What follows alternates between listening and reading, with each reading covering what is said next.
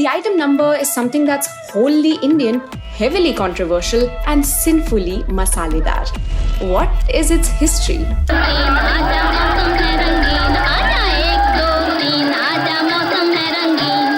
The term item number was first used in 1998 when an iconic soundtrack chugged its way into hearts across the country. Chaiyya Chaiyya Chaiyya Chaiyya Chal Chaiyya Chaiyya Chaiyya Chaiyya Chaiyya Chaiyya Chaiyya Chaiyya Chal Chaiyya Chaiyya Chaiyya Chaiyya. Chaiyya Chaiyya catapulted Malaika Arora into the spotlight and made her one of the first performers to be dubbed an item girl. This form of song and dance is defined by its focus on a sexualized woman who seduces either a single man or a group of men with suggestive dance moves and innuendo-filled lyrics.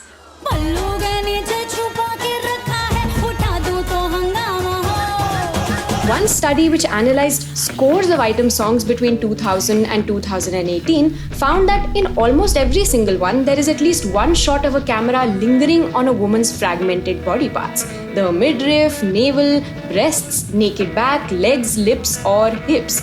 In fact, the most cursory scan will also reveal some typical shots. A group of men bent over, their faces aligned with a woman's buttocks or chest, or a woman lying down horizontally as the camera crawls over her.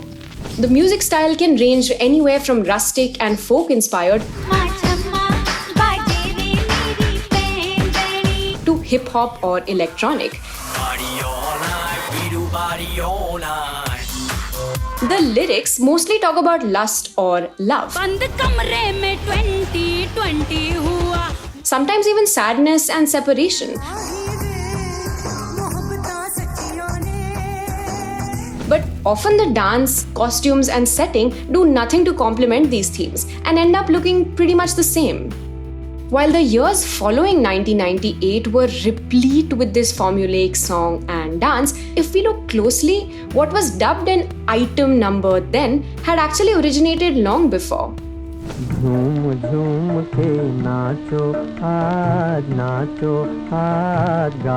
The seductive song and dance came into existence in the 1940s and became more glamorous by the 1950s with the rise of exotic dancers like Helen. By the 1960s, the growth of color cinema and a shift in international music styles changed the way Hindi film songs were composed and picturized. And this set the ground for Helen to invent a whole new style of performance, the Indian cabaret.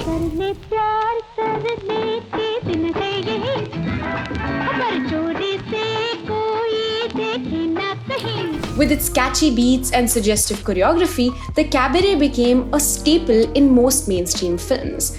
In line with the dominant character archetypes of the time, sensuous dances like the cabaret would mostly be performed by vamps, India's equivalent of the French femme fatale. This sexy and enticing vamp would be used as a foil for the figure of the heroine, who would be a sanskari ablanari.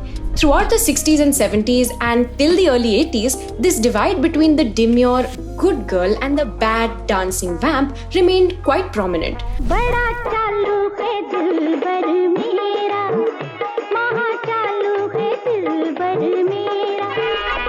Though some heroines like Zeenat Aman and Parveen Babi did adopt the Western costumes and glamour of the vamp, overtly erotic dancing remained in the vamp's domain. But then, something changed. The song was Ek Do Teen, the film Tezab, and the year 1988. The film's director N. Chandra had specifically asked choreographer Saroj Khan to create something that would drive the crowd wild and make them want to tear their clothes with excitement. And so, for the first time, we saw a film's leading lady put on a show of seduction, not for her love interest, but for an entire crowd of men clamoring for her attention.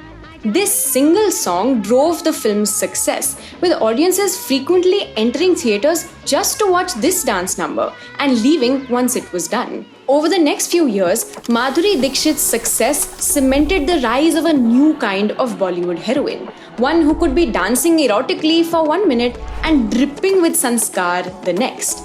This made the heroine the new item and the vamp almost redundant. However, there was a catch. the heroine still needed to have a good reason or a compulsion that forced her to show her sexy side to the world. In Ek Do Teen, Mohini's abusive father forced her to become a dancer to make money. In Sailab's Humko Aajkal Hai, Madhuri danced only to raise money for charity. In Choli Ke Piche, she pretended to be a courtesan to catch the Khalnayak.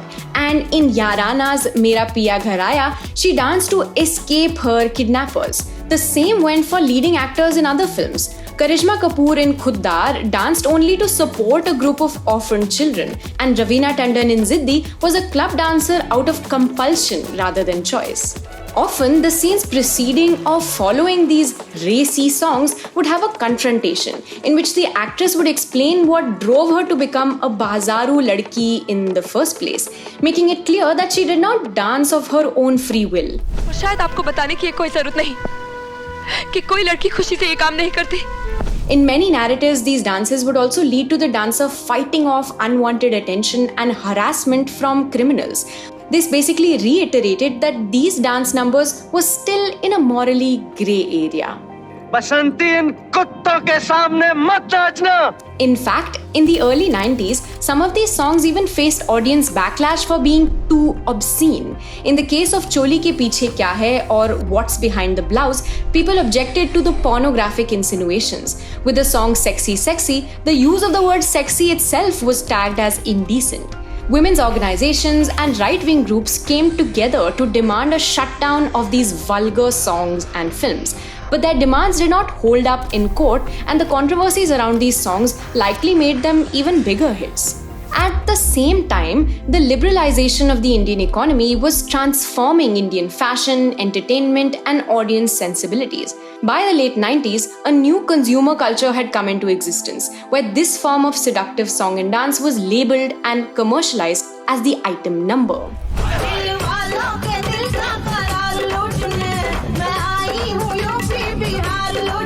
Over the early 2000s, while the vocabulary of gestures, musical styles, and lyrics remained similar, the face of items changed. Either they were exotic dancers of European origin made to look desi,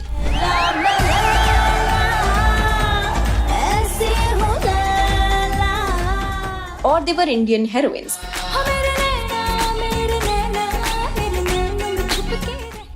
Unlike the dances by vamps or leading actresses like Madhuri, the item no longer needed a backstory, and she did nothing to impact the plot of the film. Item songs also began to be featured as post-credit sequences because their use was mostly promotional. As the item number became a done thing in mainstream films, it was also simultaneously making a place for itself outside Bollywood, in the independent pop music industry as remixes of older film songs from the 1950s, 60s, and 70s. The popularity of the item number continued to increase with the growth of music TV channels as well as digital formats made available through cell phones, iPods, CDs, and streaming websites, which enabled such songs to be recorded, copied, and distributed cheaply. Since the late 2000s, with the rise of social media and a new kind of stardom, more and more women have been taking control of their narrative and status as performers to use the item number on their own terms. Be it Samantha Prabhu using Oo Anta Vama to establish herself as a dancer, Malaika Arora and Shilpa Shetty going on to judge dance reality shows, or Nora Fatehi using her fame to debut as a singer. The success that these item girls enjoy is a testament to the cultural significance that item songs have till today. But this does not solve the larger issues with the item song as a genre, issues that we are all too familiar with. Critics have been extremely vocal in their opposition against the item number as misogynistic and signaling a larger downfall in the standards of popular music, which has brought us from Babuji Dheere Chalna all the way to Babuji Zara Dheere Chalo. Realizing the validity of some of this criticism, a few filmmakers have vowed to never make item songs again. Others in the film industry have expressed their distaste for the item number by criticizing the women who consent to perform them, accusing them of letting feminism down. लेकिन क्या ये celebrate कर रहे हैं sensuality? नहीं, आप अपने आप को सरेंडर कर रहे हैं टू द मेल गेज, आप अपने आप को कोमोडिफाई कर रहे हैं और आप अपने आप को ऑब्जेक्टिफाई कर रहे हैं, क्योंकि कैमरा किस तरह से आपको कैप्चर करता है उस पे डिपेंड करता है. At the same time, there are feminists who have defended the item number. Given India's prudish outlook towards sex and women's sexuality in particular, they see the item number as a rare site of transgression, where sexual pleasure is celebrated. To say that item numbers, all the women who are doing it, they are demeaning themselves. No, these are very professional women who know exactly what they're doing. After all, where else can Billo sing about desiring namak isk ka or Sheila declare that she's too sexy for you? I'm too sexy for you. मैं तेरे हाथ ना आनी. An item girl has the freedom to be within reach but still uninterested in a man's advances. She can be a tease when she wants to or give in to desire when she wants.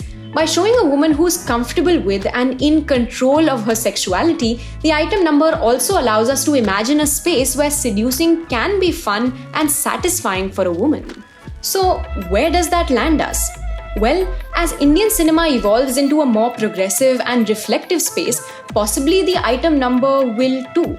Some films have already started experimenting with reversing gender roles in visuals, changing how the item number is shot.